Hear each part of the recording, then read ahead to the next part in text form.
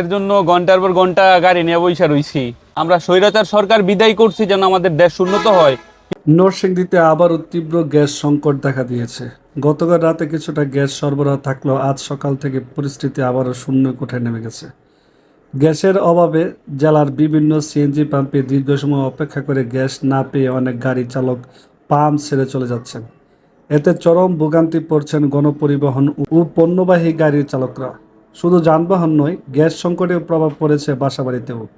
অনেক এলাকায় সকাল থেকে চুলায় গ্যাস না থাকায় রান্নাবান্না করতে পারছে না সাধারণ মানুষ। কেউ কেউ বিকল্প জ্বালানি ব্যবস্থা করতে বাধ্য হচ্ছেন। গ্যাসের জন্য ঘন্টার পর ঘন্টা অপেক্ষা করেও মিলছে না সমাধান। এতে খুব হতাশা বাড়ছে সাধারণ মানুষের মধ্যে। এভাবে দিনের পর দিন গ্যাস সংকট চলতে থাকলে মানুষের স্বাভাবিক জীবনযাত্রা কিভাবে চলবে, এমন প্রশ্ন এখন ভুক্তভোগীদের।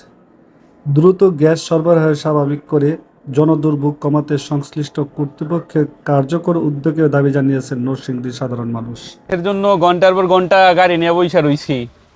এইভাবে যদি ভাই চলতে থাকে তাইলে কিভাবে হইব? যদি গ্যাসই না থাকে, যদি যাতায়াত রাস্তা বন্ধ থাকে, মানুষ কিভাবে চাকরিতে যাইবো, কিভাবে বিভিন্ন জায়গায় যাইবো? গ্যাস দিয়ে বাংলাদেশে গাড়ি চলে। তো এইভাবে যদি আমরা এই ভোগান্তিতে পড়ি, তাইলে আমাদের এই নতুন সরকারের না লাভ কি? আমরা স্বৈরাচার সরকার বিদায় করছি যেন আমাদের দেশ উন্নত হয়, কিন্তু কই নতুন সরকার আসার পরে তো আমরা এমন উন্নত দেখছি না। একই অবস্থা। মানুষ গাড়ি নিয়ে যাওয়ার পথে মাঝপথে আটকে যায়, গ্যাস থাকে না। তো এইভাবে চলতে থাকলে ভাই কিভাবে হইব? ভাই 4 থেকে 5 ঘন্টা অপেক্ষা করার পর গ্যাস পাইও না, মাঝে মধ্যে পাইলেও 100-150 টাকার গ্যাস দেয়ই না ওনারা। তো সরকারের কাছে অকুল আবেদন, অতি দ্রুত এই গ্যাসের সমাধান করা হোক।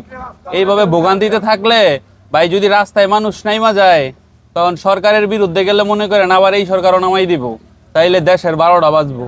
তো এই জন্য অতি দ্রুত এই গ্যাসের সমাধান করা হোক।